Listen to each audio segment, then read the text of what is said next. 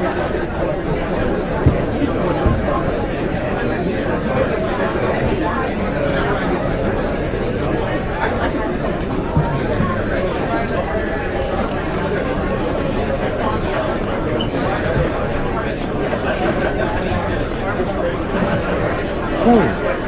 guys, come on. I need your attention, please. I'm gonna be your substitute teacher. My name's Alexander Bian. Um, your professor could not make it today for unexplainable reasons.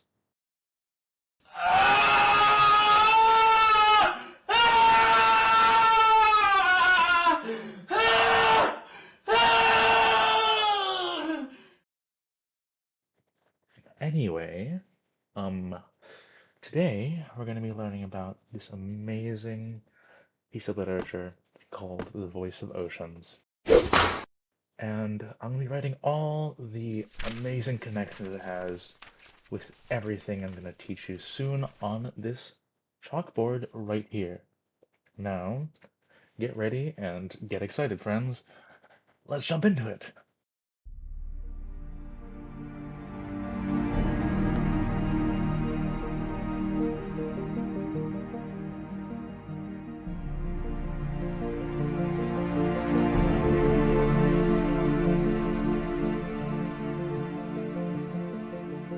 Hello, students. So, since we are now on the whiteboard, I can start explaining the amazing connections of voice and oceans. So, let's take a look at one little quote, shall we? It is, "My little on bark on restless sea." Now, that immediately implies something akin to a sailor, correct? Since, it is clearly talking about some sort of boat, boat on a restless sea. Now, it's very good to know. This indirectly hints that our main character is going to be some sort of sailor. Great. Also, just to set my sources, this is from page 1, measure 8 to 10. Now, going on to the next quote that I took out. It is, "I know the Lord of Oceans well." Great. So, I know the Lord of Oceans well. This inherently implies, with using the word Lord, and how this Lord seems to have control over the oceans. Control over these oceans.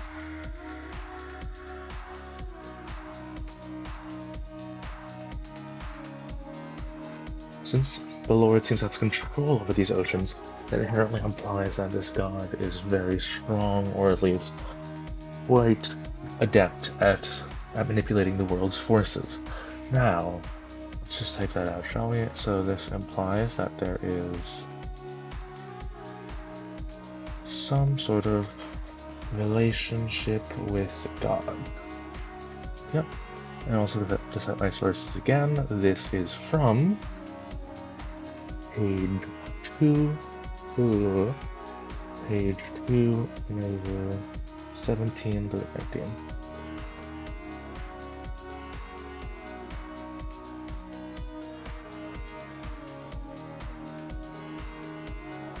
Measure 17 to 19. Great. So, we have two connections so far. Sailor and relationship with God.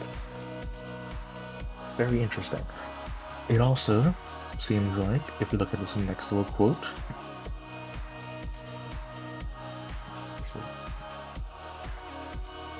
it seems like it's the next little quote, "Oh, let the winds of fervent faith propel this vessel through life's way."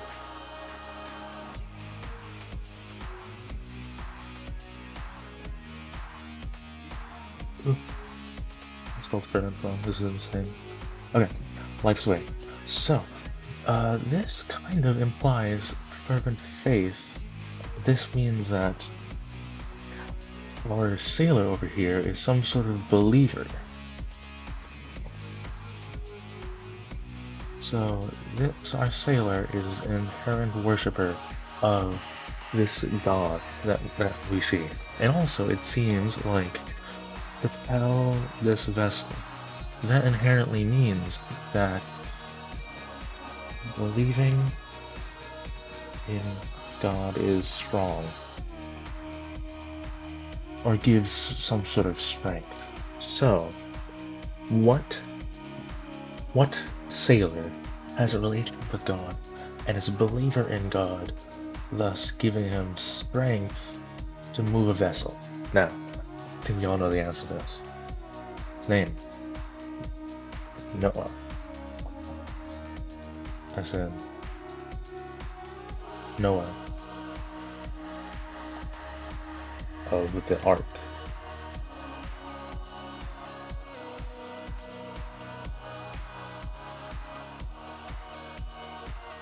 Noah of the Ark.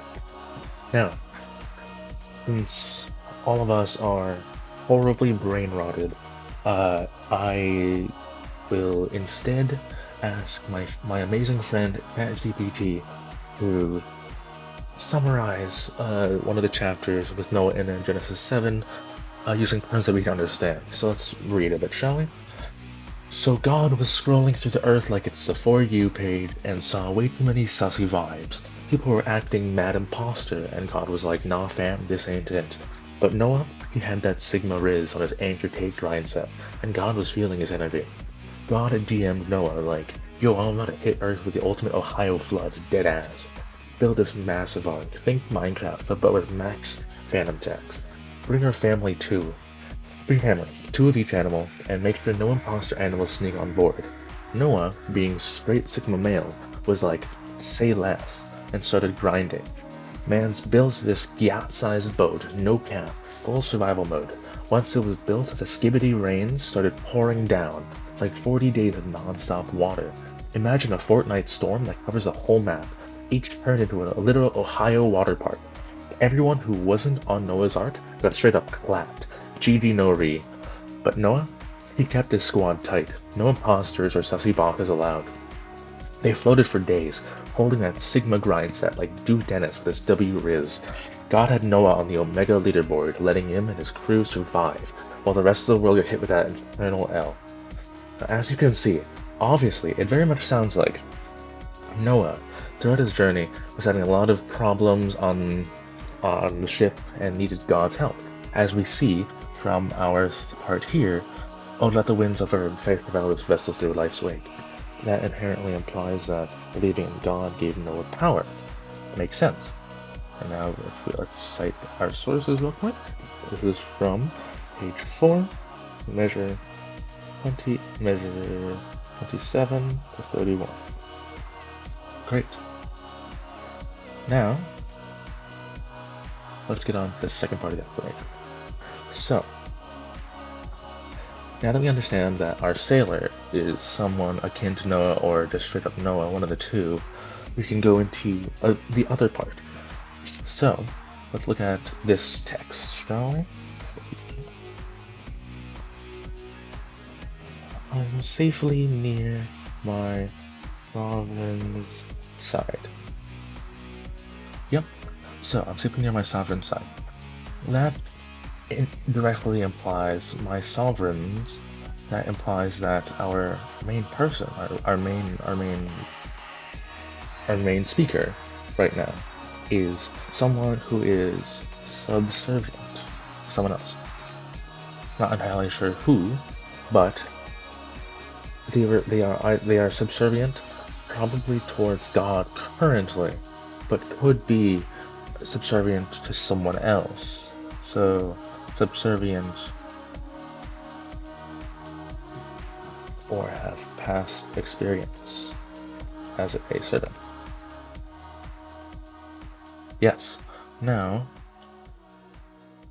let's quickly cite this source. This source is from page 5, measure 42 to 45. Now, if we look at this next quote right here, it sails a whipping sound to me. Whipping.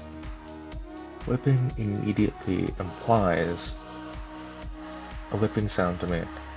First thing I think of personally is the sound is some sort of whip, as in a weapon.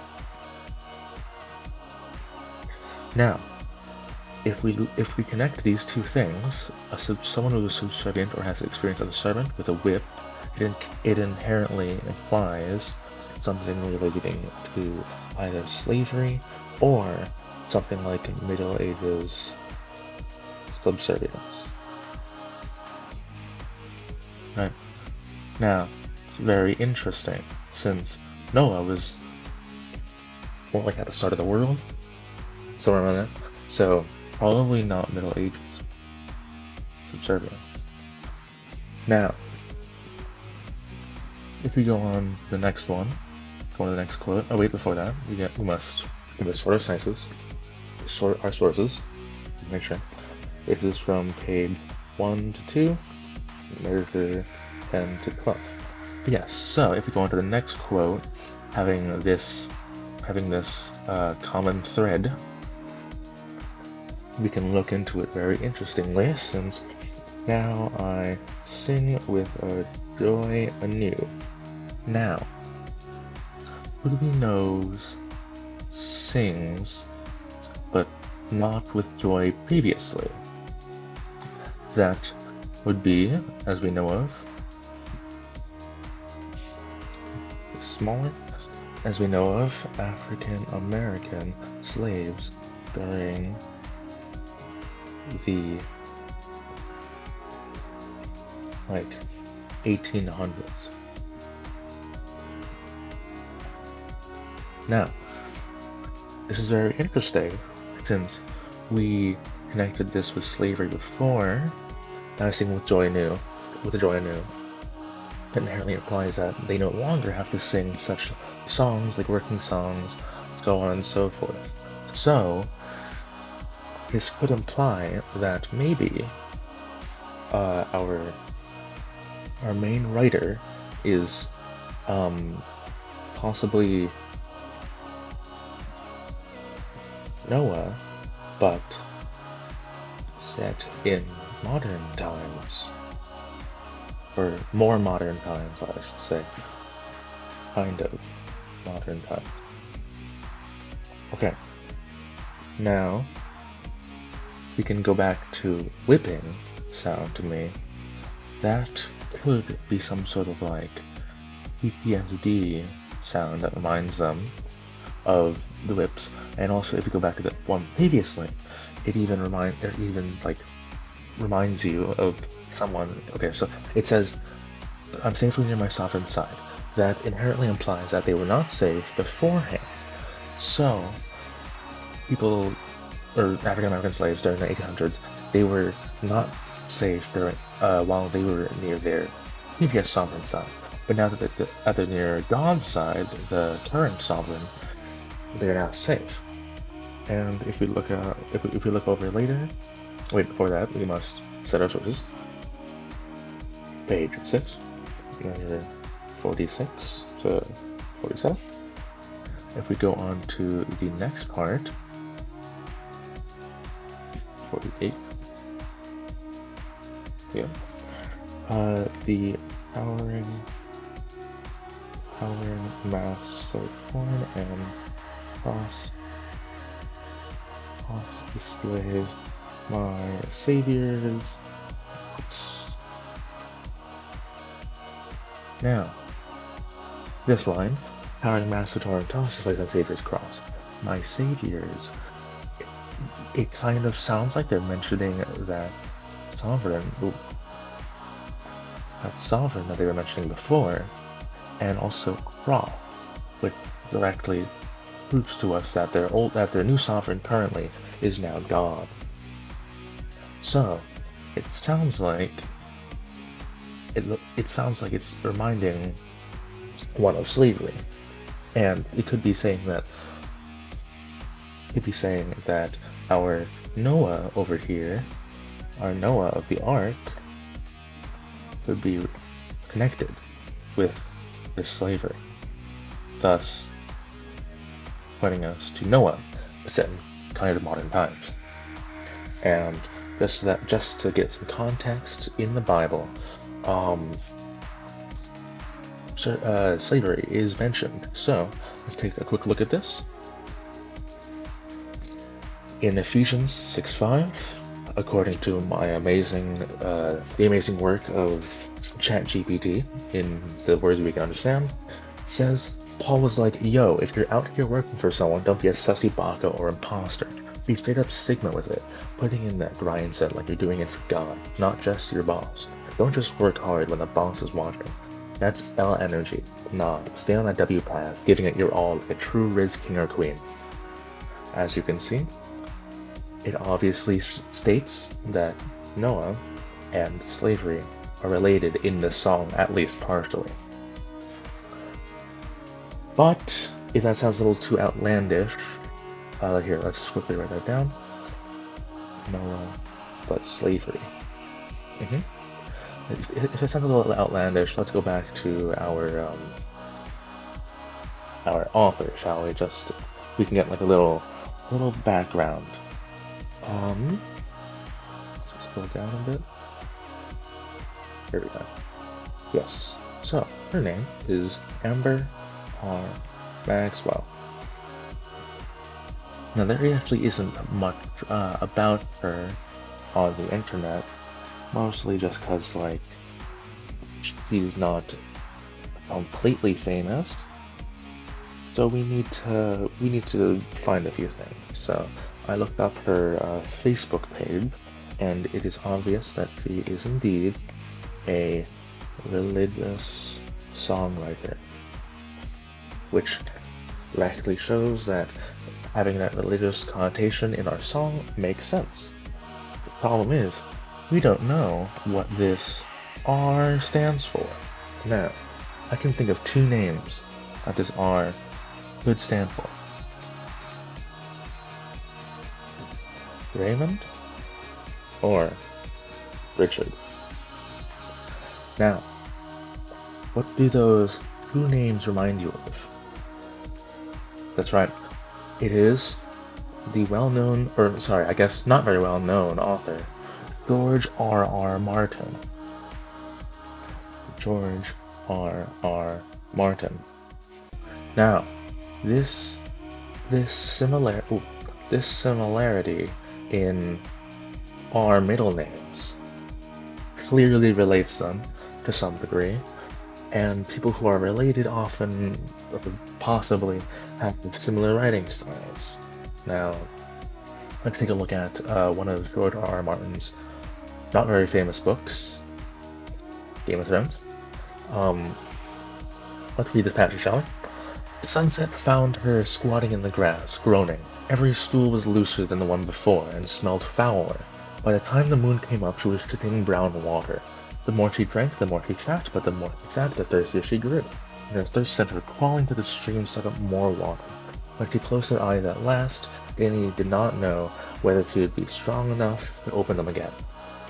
Now, this text clearly is very ridiculous.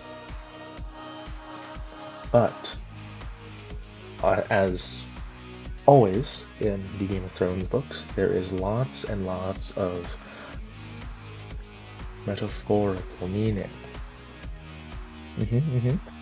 Which we can actually apply to our thing here. It could mean not a fully obvious meaning of Noah but slavery, but it could mean that these slaves had a tremendous weight put on them. But God saved them.